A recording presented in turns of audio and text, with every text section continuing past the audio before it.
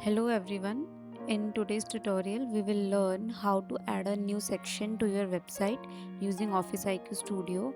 So this is the website I have created with OfficeIQ Studio. To add a new section to your website, go to the editor.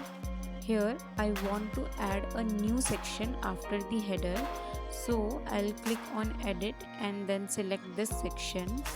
Here you will see a small icon. Click on it.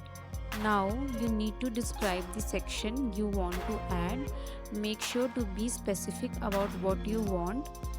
Here you will also find sample prompts for different sections like hero, features, CTA, testimonials, etc. Here you will also see some tips are given. It says to be specific about your content. Mention any design elements or animations you want, or even you can add your target audience for better results. Once done, click on generate options. After clicking, you can generate 3 versions for your section, version 1, 2 and 3. You can preview each version. This is the first, second and third. If you don't like any, go back to the prompt and regenerate.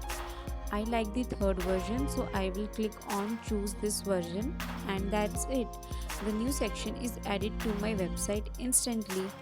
And that's how easy it is to add new sections to your website with OfficeIQ Studio.